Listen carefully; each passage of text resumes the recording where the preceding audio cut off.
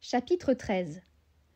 La voiture s'arrêta 2 heures plus tard devant une petite maison de briques bâtie au milieu d'un verger planté de poiriers en quenouille sur le bord de la grande route.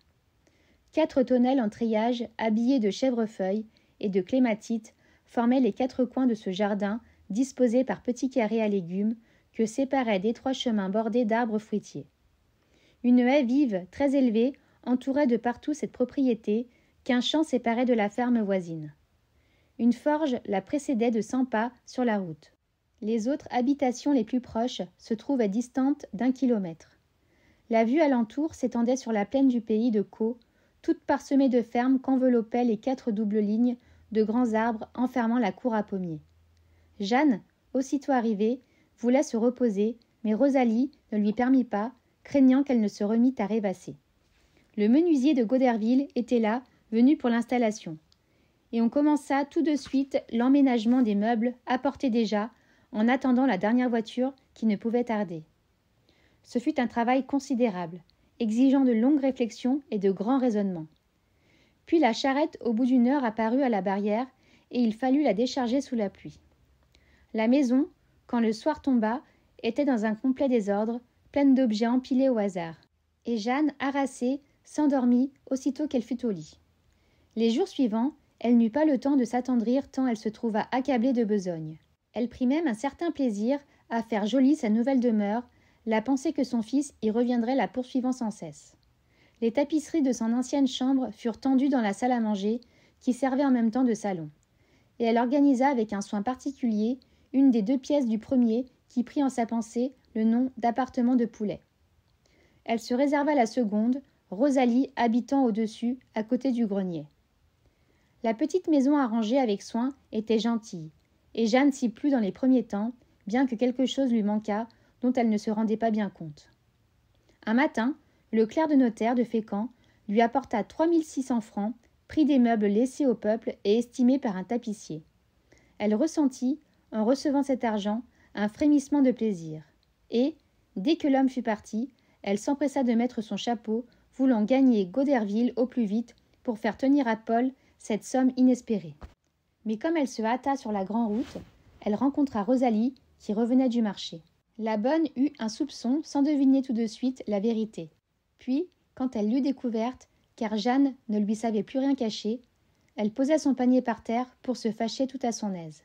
Et elle cria, les poings sur les hanches, puis elle prit sa maîtresse du bras droit, son panier du bras gauche, et, toujours furieuse, elle se remit en marche vers la maison. Dès qu'elle fut rentrée, la bonne exigea la remise de l'argent. Jeanne le donna en gardant les 600 francs, mais sa ruse fut vite percée par la servante mise en défiance, et elle dut livrer le tout.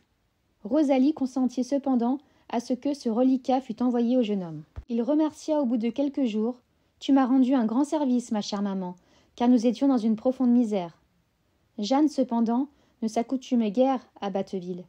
Il lui semblait sans cesse qu'elle ne respirait plus comme autrefois, qu'elle était plus seule encore, plus abandonnée, plus perdue. Elle sortait pour faire un tour, gagnait le hameau de Verneuil, revenait par les 3 mares, puis, une fois rentrée, se relevait, prise d'une envie de ressortir, comme si elle eût oublié d'aller là justement où elle devait se rendre, où elle avait envie de se promener. Et cela, tous les jours, recommençait sans qu'elle comprît la raison de cet étrange besoin. Mais, un soir, une phrase lui vint inconsciemment qui lui révéla le secret de ses inquiétudes. Elle dit, en s'asseyant pour dîner, « Oh, comme j'ai envie de voir la mer !»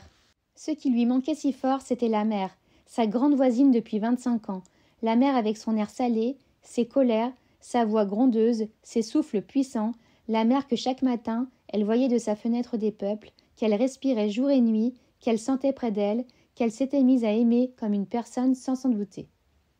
Massacre vivait également dans une extrême agitation. Il s'était installé, dès le soir de son arrivée, dans le bas du buffet de la cuisine, sans qu'il fût possible de l'en déloger.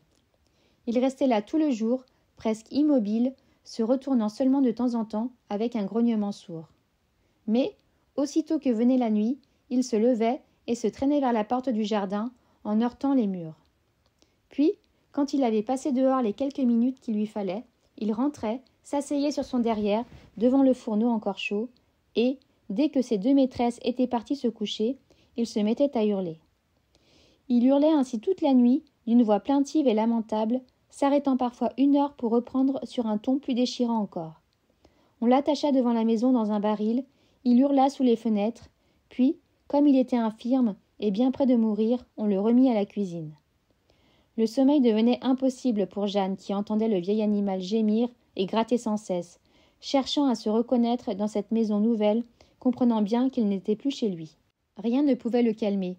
Assoupi le long du jour, comme si ses yeux éteints, la conscience de son infirmité, l'eussent empêché de se mouvoir, alors que tous les êtres vivent et s'agitent, il se mettait à rôder sans repos dès que tombait le soir, comme s'il n'eût plus osé vivre et remuer que dans les ténèbres qui font tous les êtres aveugles. On le trouva mort un matin, ce fut un grand soulagement. L'hiver s'avançait, et Jeanne se sentait envahie par une invincible désespérance. Ce n'était pas une de ces douleurs aiguës qui semblent tordre l'âme, mais une morne et lugubre tristesse. Aucune distraction ne la réveillait. Personne ne s'occupait d'elle. La grande route devant sa porte se déroulait à droite et à gauche, presque toujours vide.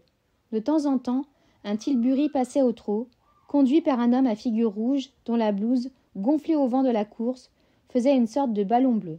Parfois c'était une charrette lente, ou bien on voyait venir de loin 2 paysans, l'homme et la femme, tout petits à l'horizon, puis grandissant, puis quand ils avaient dépassé la maison, rediminuant, redevenant gros comme 2 insectes, là-bas, tout au bout de la ligne blanche, qui s'allongeait à perte de vue, montant et descendant, selon les molles ondulations du sol.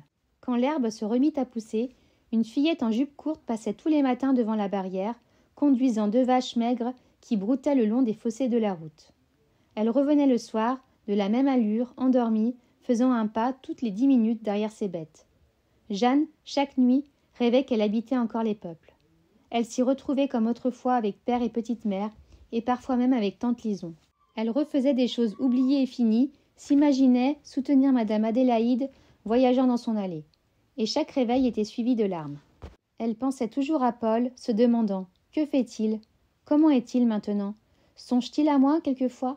En se promenant lentement dans le chemin creux entre les fermes, elle roulait dans sa tête toutes ces idées qui la martyrisaient, mais elle souffrait surtout d'une jalousie inapaisable contre cette femme inconnue qui lui avait ravi son fils.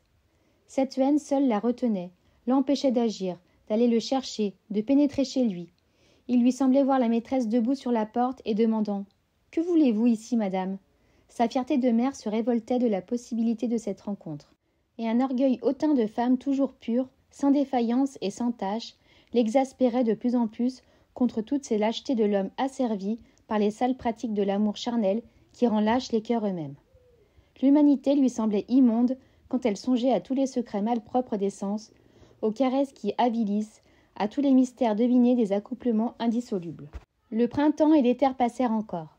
Mais quand l'automne revint avec les longues pluies, le ciel grisâtre, les nuages sombres, une telle lassitude de vivre ainsi la saisit, qu'elle se résolut à tenter un grand effort pour reprendre son poulet. La passion du jeune homme devait être usée à présent. Elle lui écrivit une lettre éplorée.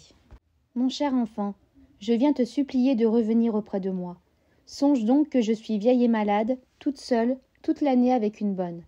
J'habite maintenant dans une petite maison auprès de la route. C'est bien triste. Mais si tu étais là, tout changerait pour moi. Je n'ai que toi au monde, et je ne t'ai pas vu depuis 7 ans. Tu ne sauras jamais comment j'ai été malheureuse et combien j'avais reposé mon cœur sur toi. Tu étais ma vie, mon rêve, mon seul espoir, mon seul amour, et tu me manques et tu m'as abandonnée. Oh, reviens, mon petit poulet, reviens m'embrasser, reviens, auprès de ta vieille mère, qui te tend des bras désespérés. Jeanne. Il répondit quelques jours plus tard. Ma chère maman, je ne demanderai pas mieux que d'aller te voir, mais je n'ai pas le sou. Envoie-moi quelque argent et je viendrai. J'avais du reste l'intention d'aller te trouver pour te parler d'un projet qui me permettrait de faire ce que tu me demandes. Le désintéressement et l'affection de celle qui a été ma compagne dans les vilains jours que je traverse demeurent sans limite à mon égard. Il n'est pas possible que je reste plus longtemps sans reconnaître publiquement son amour et son dévouement si fidèle. Elle a du reste de très bonnes manières que tu pourras apprécier. Elle est très instruite, elle lit beaucoup, enfin tu ne fais pas l'idée de ce qu'elle a toujours été pour moi. Je serais une brute si je ne lui témoignais pas ma reconnaissance. Je viens donc te demander l'autorisation de l'épouser. Tu me pardonnerais mes escapades et nous habiterions tous ensemble dans ta nouvelle maison. Si tu la connaissais, tu m'accorderais tout de suite ton consentement. Je t'assure qu'elle est parfaite et très distinguée. Tu l'aimerais, j'en suis certain. Quant à moi, je ne pourrais pas vivre sans elle. J'attends ta réponse avec impatience, ma chère maman, et nous t'embrassons de tout mon cœur, ton fils. » Jeanne fut atterrée. Elle demeurait immobile, la lettre sur les genoux, devinant la ruse de cette fille qui avait sans cesse retenu son fils, qui ne l'avait pas laissé venir une seule fois, attendant son heure, l'heure où la vieille mère désespérée, ne pouvant plus résister au désir d'étreindre son enfant, faiblirait, accorderait tout. Et la grosse douleur de cette préférence obstinée de Paul pour cette créature déchirait son cœur. Elle répétait « Il ne m'aime pas, il ne m'aime pas ». Rosalie entra, Jeanne balbutia « Il veut l'épouser maintenant ». La bonne eut un sursaut. « Oh, madame, vous ne permettrez pas ça, monsieur Paul ne va pas ramasser cette traînée. » Et Jeanne, accablée, mais révoltée, répondit « Ça, jamais, ma fille. Et puisqu'il ne veut pas venir, je vais aller le trouver, moi, et nous verrons laquelle de nous deux l'emportera. » Et elle écrivit tout de suite à Paul pour annoncer son arrivée et pour le voir autre part que dans le logis habité par cette gueuse. Puis, en attendant une réponse, elle fit ses préparatifs. Rosalie commença à empiler dans une vieille malle le linge et les effets de sa maîtresse. Mais comme elle pliait une ancienne robe de campagne, elle s'écria « Vous n'avez seulement rien à vous mettre sur le dos? Je ne vous permettrai pas d'aller comme ça. Vous feriez honte à tout le monde. Et les dames de Paris vous regarderaient comme une servante. » Jeanne la laissa faire, et les deux femmes se rendirent ensemble à Goderville pour choisir une étoffe à carreaux verts qui fut confiée à la couturière du bourg. Puis elles entrèrent chez le notaire Maître Roussel, qui faisait chaque année un voyage d'une quinzaine dans la capitale, afin d'obtenir de lui des renseignements, car Jeanne, depuis 28 ans, n'avait pas revu Paris. Il fit des recommandations nombreuses sur la manière d'éviter les voitures, sur les procédés pour n'être pas volé, conseillant de coudre l'argent dans la doublure des vêtements et de ne garder dans sa poche que l'indispensable. Il parla longuement des restaurants à prix moyen dont il désigna 2 ou 3 fréquentés par des femmes, et il indiqua l'hôtel de Normandie où il descendait lui-même auprès de la gare du chemin de fer. On pouvait s'y présenter de sa part. Depuis 6 ans, ces chemins de fer dont on parlait partout fonctionnaient entre Paris et Le Havre. Mais Jeanne, obsédée de chagrin, n'avait pas encore vu ces voitures à vapeur qui révolutionnaient tout le pays. Cependant, Paul ne répondait pas. Elle attendit 8 jours, puis 15 jours, allant chaque matin sur la route au-devant du facteur qu'elle abordait en frémissant. « Vous n'avez rien pour moi, père Malandin ?» Et l'homme répondait toujours de sa voix enrouée par les intempéries des saisons. « Encore rien cette fois, ma bonne dame. » C'était cette femme assurément qui empêchait Paul de répondre. Jeanne alors résolut de partir tout de suite. Elle voulait prendre Rosalie avec elle, mais la bonne refusa de la suivre pour ne pas augmenter les frais de voyage. Elle ne permit pas d'ailleurs à sa maîtresse d'emporter plus de 300 francs. « S'il vous en faut d'autres, vous m'écrirez donc, et j'irai chez le notaire pour qu'il vous fasse parvenir ça. Si je vous en donne plus, c'est monsieur Paul qui l'empochera. » Et, un matin de décembre, elles montèrent dans la carriole de Denis Lecoq, qui vint les chercher pour les conduire à la gare, Rosalie faisant jusque-là la conduite à sa maîtresse. Elles prirent d'abord des renseignements sur le prix des billets, puis, quand tout fut réglé et la malle enregistrée, elles attendirent devant ces lignes de fer, cherchant à comprendre comment manœuvra cette chose, si préoccupée de ce mystère qu'elles ne pensaient plus aux tristes raisons du voyage. Enfin, un sifflement lointain leur fit tourner la tête, et elles aperçurent une machine noire qui grandissait. Cela arriva avec un bruit terrible, passa devant elles en traînant une longue chaîne de petites maisons roulantes. Et, un employé ayant ouvert une porte, Jeanne embrassa Rosalie en pleurant et monta dans une de ses cases. Rosalie, émue, criait « Au revoir, madame, bon voyage, à bientôt !»« Au revoir, ma fille !» Un coup de sifflet partit encore, et tout le chapelet de voiture se mit à rouler doucement d'abord, puis plus vite, puis avec une rapidité effrayante. Dans le compartiment où se trouvait Jeanne, 2 messieurs dormaient adossés à 2 coins. Elle regardait passer les campagnes, les arbres, les fermes, les villages, effarée de cette vitesse, se sentant prise dans une vie nouvelle, emportée dans un monde nouveau qui n'était plus le sien, celui de sa tranquille jeunesse et de sa vie monotone. Le soir venait, lorsque le train entra dans Paris. Un commissionnaire prit la malle de Jeanne, et elle le suivit effarée, bousculée, inhabile à passer dans la foule remuante, courant presque derrière l'homme, dans la crainte de le perdre de vue. Quand elle fut dans le bureau de l'hôtel, elle s'empressa d'annoncer « Je vous suis recommandée par Maître Roussel. » La patronne, une énorme femme sérieuse, assise à son bureau, demanda « Qui ça, Maître Roussel ?» Jeanne interdite reprit. « Mais le notaire de Goderville, qui descend chez vous tous les ans ?» La grosse dame déclara. « C'est possible. Je ne le connais pas. Vous voulez une chambre ?» « Oui, madame. » Et un garçon, prenant son bagage, monta l'escalier devant elle. Elle se sentait le cœur serré. Elle s'assit devant une petite table et demanda qu'on lui montât un bouillon avec une aile de poulet. Elle n'avait rien pris depuis l'aurore. Elle mangea tristement à la lueur d'une bougie, songeant à 1000 choses, se rappelant son passage en cette même ville au retour de son voyage de noces, les premiers signes du caractère de Julien, apparus lors de ce séjour à Paris. Mais elle était jeune alors, et confiante et vaillante. Maintenant, elle se sentait vieille, embarrassée, craintive même, faible et troublée pour un rien. Quand elle eut fini son repas, elle se mit à la fenêtre et regarda la rue pleine de monde. Elle avait envie de sortir, et n'osait point. Elle allait infailliblement se perdre, pensait-elle. Elle se coucha et souffla sa lumière. Mais le bruit, cette sensation d'une ville inconnue et le trouble du voyage la tenaient éveillée. Les heures s'écoulaient, les rumeurs du dehors s'apaisaient peu à peu, sans qu'elle pût dormir, énervée par ce demi-repos des grandes villes. Elle était habituée à ce calme et profond sommeil des champs, qui engourdit tout, les hommes, les bêtes et les plantes. Et elle sentait maintenant, autour d'elle, toute une agitation mystérieuse. Des voix presque insaisissables lui parvenaient, comme si elles eussent glissé dans les murs de l'hôtel. Parfois, un plancher craquait, une porte se fermait, une sonnette tintait. Tout à coup, vers 2 heures du matin, alors qu'elle commençait à s'assoupir, une femme poussa des cris dans une chambre voisine. Jeanne s'assit brusquement dans son lit, puis elle crut entendre un rire d'homme. Alors, à mesure qu'approchait le jour, la pensée de Paul l'envahit, et elle s'habilla dès que le crépuscule parut. Il habitait rue du Sauvage, dans la cité. Elle voulut s'y rendre à pied pour obéir aux recommandations d'économie de Rosalie. Il faisait beau, l'air froid piquait la chair, des gens pressés couraient sur les trottoirs. Elle allait le plus vite possible, suivant une rue indiquée au bout de laquelle elle devait tourner à droite, puis à gauche, puis, arrivée sur une place, il lui faudrait s'informer à nouveau. Elle ne trouva pas la place et se renseigna auprès d'un boulanger qui lui donna des indications différentes. Elle repartit, s'égara, erra, suivit d'autres conseils, se perdit tout à fait. Affolée, elle marchait maintenant presque au hasard. Elle allait se décider à appeler un cocher quand elle aperçut la Seine. Alors elle longea les quais. Au bout d'1 heure environ, elle entrait dans la rue du Sauvage, une sorte de ruelle toute noire. Elle s'arrêta devant la porte, tellement émue qu'elle ne pouvait plus faire un pas.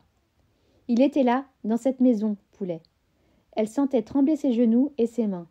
Enfin elle entra, suivit un couloir, vit la case du portier et demanda en tendant une pièce d'argent. « Pourriez-vous monter dire à monsieur Paul de Lamare qu'une vieille dame, une amie de sa mère, l'attend en bas ?» Le portier répondit. « Il n'habite plus ici, madame. » Un grand frisson la parcourut. Elle balbutia. « Ah, où demeure-t-il maintenant ?»« Je ne sais pas. » Elle se sentit étourdie, comme si elle allait tomber, et elle demeura quelque temps sans pouvoir parler. Enfin, par un effort violent, elle reprit sa raison et murmura. « Depuis quand est-il parti ?» L'homme la renseigna abondamment. « Voilà 15 jours. Ils sont partis comme ça, un soir, et pas revenus. Ils devaient partout dans le quartier. Aussi vous comprenez bien qu'ils n'ont pas laissé leur adresse. » Jeanne voyait des lueurs, des grands jets de flammes, comme si on lui eût tiré des coups de fusil devant les yeux.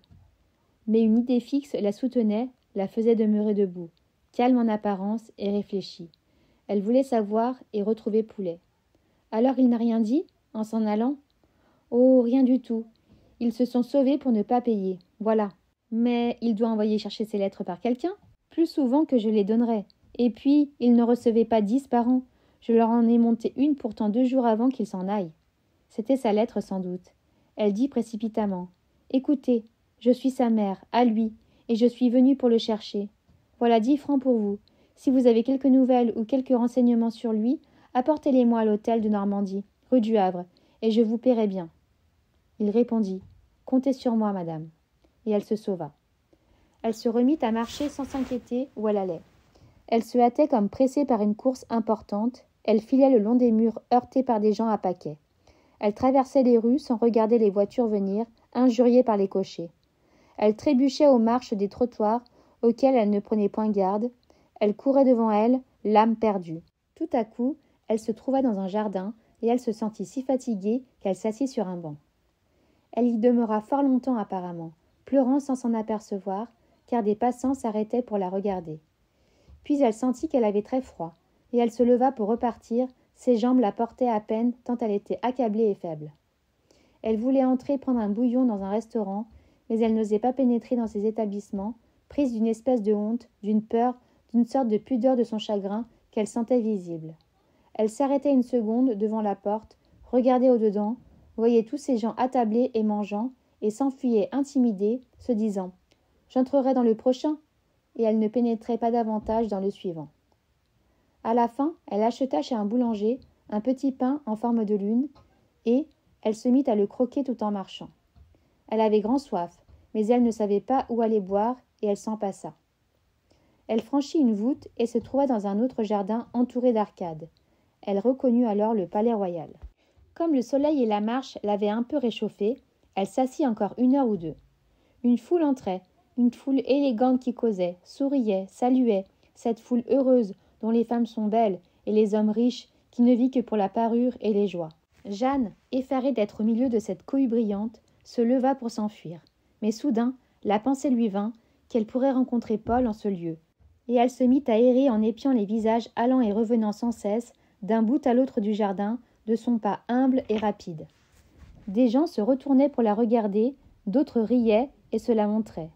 Elle s'en aperçut et se sauva, pensant que, sans doute, on s'amusait de sa tournure et de sa robe à carreaux verts, choisie par Rosalie et exécutée sur ses indications par la couturière de Goderville. Elle n'osait même plus demander sa route aux passants. Elle s'y hasarda pourtant et finit par retrouver son hôtel. Elle passa le reste du jour sur une chaise, au pied de son lit, sans remuer. Puis elle dîna, comme la veille, d'un potage et d'un peu de viande. Puis elle se coucha, accomplissant chaque acte machinalement, par habitude. Le lendemain, elle se rendit à la préfecture de police pour qu'on lui retrouvât son enfant. On ne put rien lui promettre. On s'en occuperait cependant. Alors elle vagabonda par les rues, espérant toujours le rencontrer. Et elle se sentait plus seule dans cette foule agitée, plus perdue, plus misérable qu'au milieu des champs déserts. Quand elle rentra, le soir, à l'hôtel, on lui dit qu'un homme l'avait demandé de la part de M. Paul et qu'il reviendrait le lendemain. Un flot de sang lui jaillit au cœur et elle ne ferma pas l'œil de la nuit. Si c'était lui, oui, c'était lui assurément, bien qu'elle ne l'eût pas reconnu au détail qu'on lui avait donné. Vers 9 heures du matin, on heurta sa porte, elle cria « Entrez !» Prête à s'élancer, les bras ouverts. Un inconnu se présenta, et, pendant qu'il s'excusait de l'avoir dérangé et qu'il expliquait son affaire, une dette de Paul qu'il venait réclamer, elle se sentit pleurer sans vouloir le laisser paraître, enlevant les larmes du bout des doigts à mesure qu'elles glissaient au coin des yeux. Il avait appris sa venue par la concierge de la rue du Sauvage, et, comme il ne pouvait retrouver le jeune homme, il s'adressait à la mère. Et il tendait un papier qu'elle prit sans songer à rien. Elle lut un chiffre, 90 francs, tira son argent et paya. Elle ne sortit pas ce jour-là. Le lendemain, d'autres créanciers se présentèrent. Elle donna tout ce qui lui restait, ne réservant qu'une 20aine de francs, et elle écrivit à Rosalie pour lui dire sa situation. Elle passait ses jours à errer, attendant la réponse de sa bonne, ne sachant que faire, où tuer les heures lugubres, les heures interminables, n'ayant personne à qui dire un mot tendre, personne qui connût sa misère. Elle allait au hasard, harcelée à présent par un besoin de partir, de retourner là-bas, dans sa petite maison sur le bord de la route solitaire. Elle n'y pouvait plus vivre quelques jours auparavant, tant la tristesse l'accablait. Et maintenant, elle sentait bien qu'elle ne saurait plus, au contraire, vivre que là, où ses mornes habitudes s'étaient enracinées. Enfin, un soir, elle trouva une lettre et 200 francs. Rosalie disait « Madame Jeanne, revenez bien vite, car je ne vous enverrai plus rien. Quant à Monsieur Paul, c'est moi qui irai le chercher, quand nous aurons de ses nouvelles. Je vous salue, votre servante, Rosalie. » Et Jeanne repartit pour Batteville, à matin qu'il neigeait et qu'il faisait